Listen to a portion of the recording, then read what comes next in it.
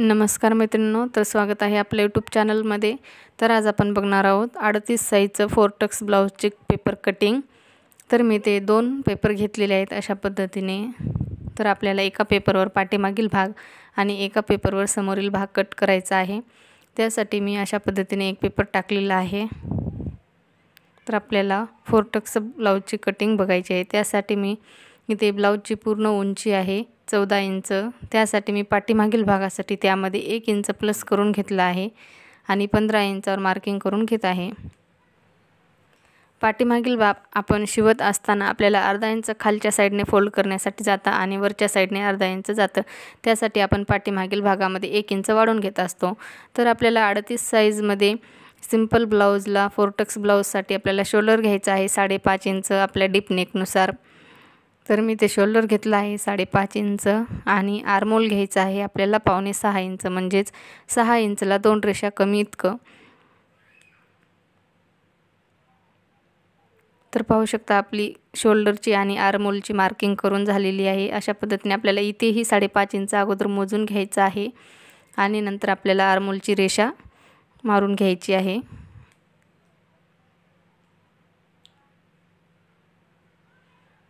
तर आता आपल्याला घ्यायचं आहे छातीचं माप। तर आपण 38 साईजचा ब्लाउज बघणार आहोत। त्यासाठी आपल्याला 38 साईजचा चौथा भाग करायचा आहे। तर इथे 38चा चौथा भाग येतो 9.5 इंच आणि त्यामध्ये आपल्याला शिलाई मार्जिन घ्यायचं आहे 1.5 इंच। तुम्ही इथे 2 इंच हे शिलाई मार्जिन घेऊ शकता आणि आपल्याला अशा पद्धतीने रेषा ड्रॉ करून घ्यायची आहे। तर आता आपल्याला टाकायचं आहे कमरेचं माप। तर 38 साईजच्या ब्लाउजमध्ये कंबर आहे 30 इंच, त्यासाठी आपल्याला 32 इंच, तर 32चा चौथा भाग घ्यायचा आहे 8 इंच। त्यापुढे शिलाई मार्जिन 2 इंच आणि 1 इंच पाठीमागील टक्ससाठी आणि अशा प्रकारे रेषा ड्रॉ करून घ्यायची आहे।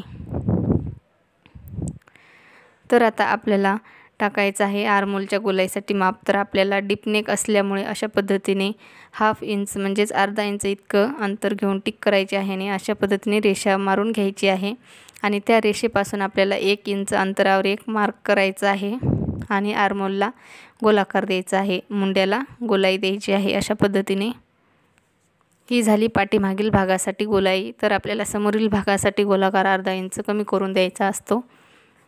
तर आता आपली कटिंग झालेली आहे, आपण हे कट करून घेऊयात।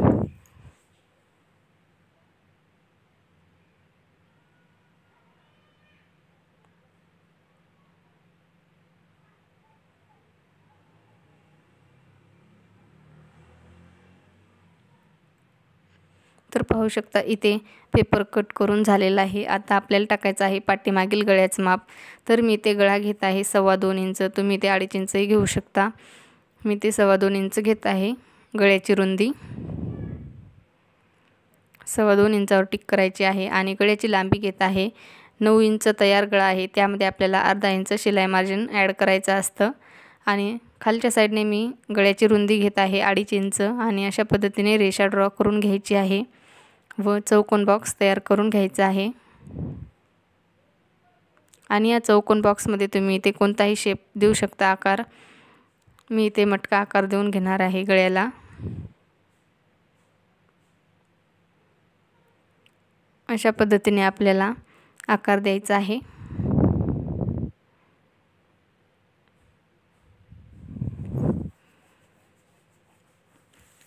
जर इथे तुम्ही ब्रॉड ब्लाउज गळा हा ब्रॉड लेवत असाल तर अशा पद्धतीने आपल्याला आकार देऊन घ्यायचा आहे आणि आपल्याला गळ्याला आकार देत असताना या ठिकाणाहून वाढवायचं नाही। आपल्याला इकडच्या साईडने आपण जे 2.25 इंचावर मार्किंग केलं आहे त्याच्या अलीकडूनच आपल्याला गळ्याला आकार द्यायचा आहे आणि इथून आपण कितीही ब्रॉड करू शकतो, पण इथे आपल्याला इथूनच गळ्याला मार्किंग करायचं आहे।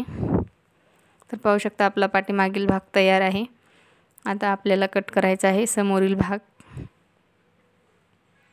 तर त्यासाठी मी ते दुसरा पेपर घेतला आहे आणि अशा प्रकारे टाकून घ्यायचा आहे। तर आपल्याला समोरील भाग कट करण्यासाठी बेल्ट ब्लाउज असल्यामुळे फोरटक्सचं त्यामध्ये आपल्याला खालच्या साईडने 1 इंच वाढवून घ्यायचं असतं।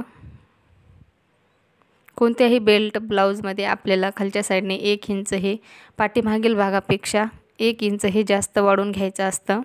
तर आपली पाठीमागील भागाची उंची पूर्ण आली होती 15 इंच। तयार उंची आहे 13, त्यामध्ये पाठीमागील भागासाठी 1 इंच वाढवलं आणि समोरील भागासाठी आपल्याला 2 इंच वाढवून घ्यायचं आहे। तर अशा पद्धतीने अगोदर आपल्याला रेषा मारून घ्यायची आहे जिथे आपण 1 इंचावर मार्क केलं होतं। आणि आता आपल्याला गळ्याच्या साईडने म्हणजेच इकडच्या साईडने हाफ इंच वाढवून घ्यायचं आहे, म्हणजेच अर्धा इंच हाय हुकच्या पट्टीसाठी आपल्याला लागतं।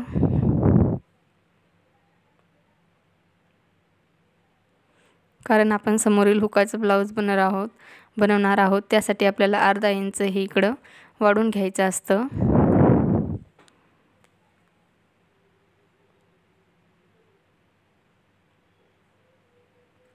आणि आता आपल्याला ही जी मार्किंग केली आहे ती सोडून मार्किंग आपल्याला पाठीमागील भाग ठेवायचा आहे। अशा पद्धतीने आपल्याला ती मार्किंग सोडून आपल्याला तो भाग ठेवायचा आहे व जशास तसं मार्किंग करून घ्यायचं आहे।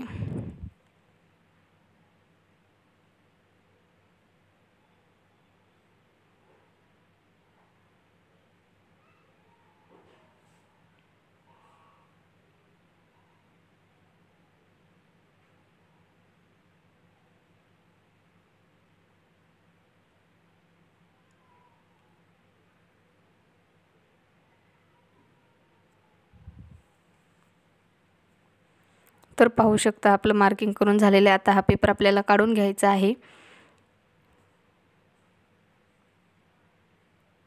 आणि आपण आता पाठीमागील मुंड्याचं माप जितकं टाकलं होतं तितकं आणि आर्मोलचं माप आपल्याला टाकून घ्यायचं आहे अशा पद्धतीने आणि रेषा मारून घ्यायची आहे।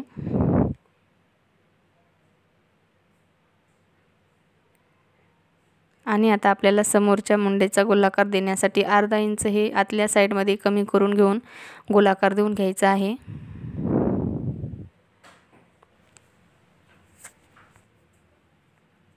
आणि आता आपल्याला आर्मोलच्या साईडने अर्धा इंच वाढवून घ्यायचं आहे व खालच्या साईडने 1.5 इंच वाढवून घ्यायचं आहे, कारण आपलं इथे प्लेट्स दिल्यानंतर शिलाईमध्ये जातं त्यासाठी आपला इकडचा भाग कमी पडू नये म्हणून आपल्याला हे मार्जिन वाढवून घ्यायचं असतं।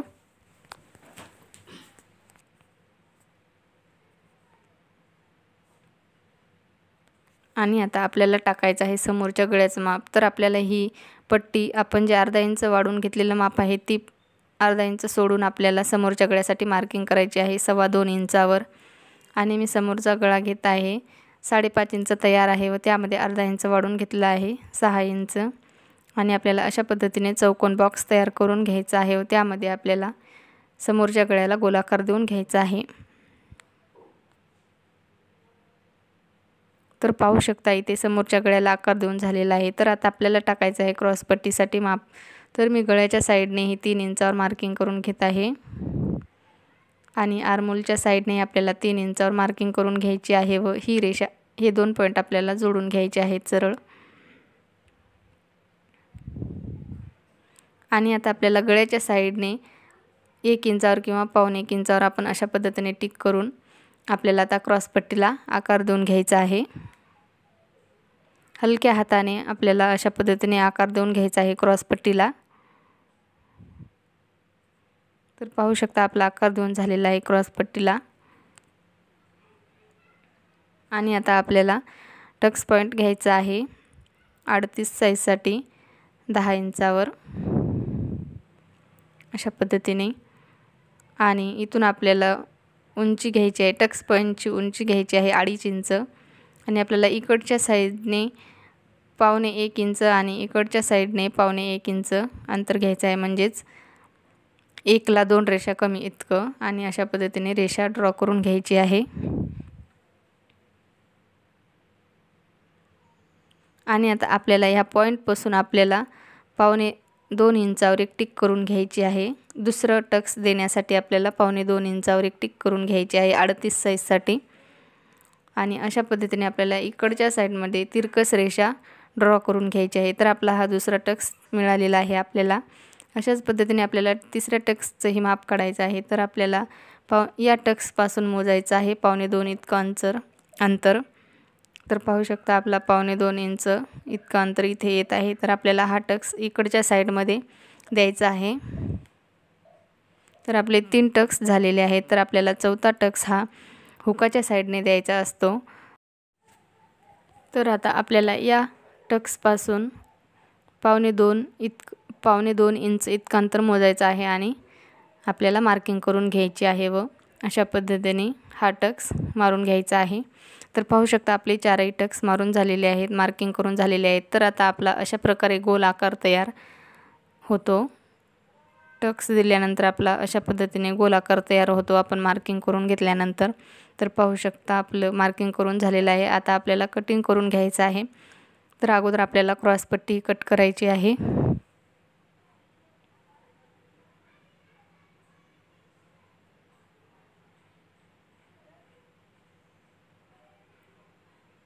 आणि आता आपण हा भाग कट करून घेऊयात।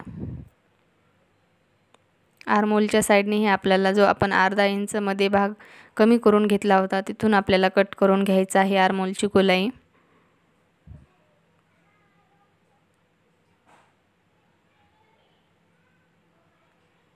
अशा पद्धतीने आपलं कट झालेलं आहे पेपर। तर आता आपल्याला गळ्याची मार्किंग कट करून घ्यायची आहे। तर पाहू शकता आपला समोरील भाग क्रॉस पट्टी पाठीमागील भाग कट झालेला आहे। तर आता आपल्याला कट करायची आहे बाही। त्यासाठी आपल्याला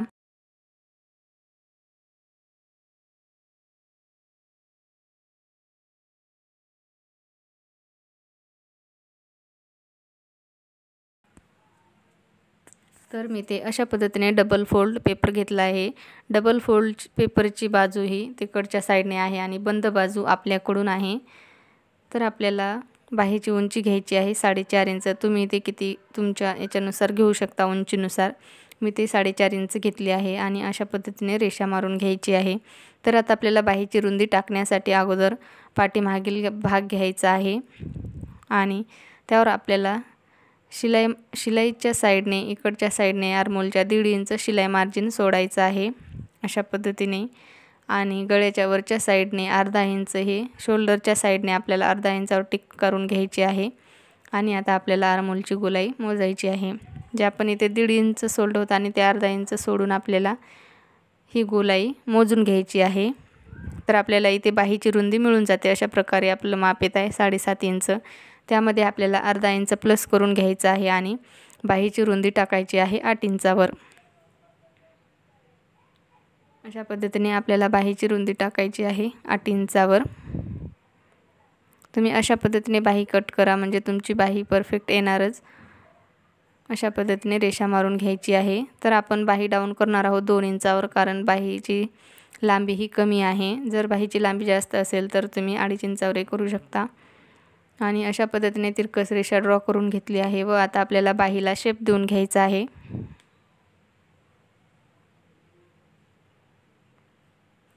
आणि आता याच्या पुढे आपल्याला 1.5 इंच आपण शिलाई मार्जिन घेणार आहोत।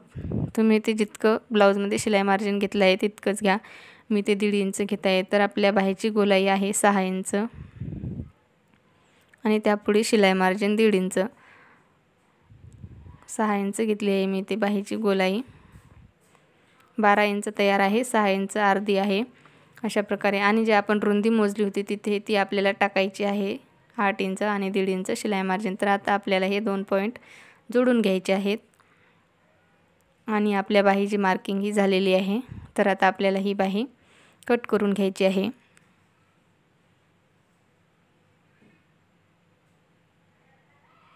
अशा पद्धतीने बाही कट केल्यानंतर आपल्याला बाही कमी पडत नाही किंवा जास्त होत नाही।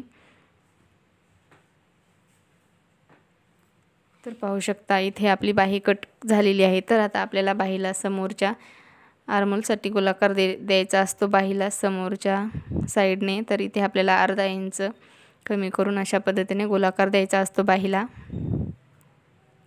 आणि आता हे आपल्याला कट करून घ्यायचं आहे।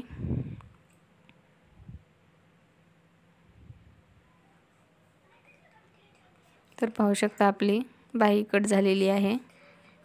अशा पद्धतीने आपली पूर्ण 38 साईजची 4 टक्स ब्लाउजची म्हणजे साधा ब्लाउजची कटिंग झालेली आहे। तर व्हिडिओ तुम्हाला कसा वाटला मला नक्की कमेंट करून सांगा व व्हिडिओला लाईक शेअर आणि चॅनलला सबस्क्राईब करा। धन्यवाद।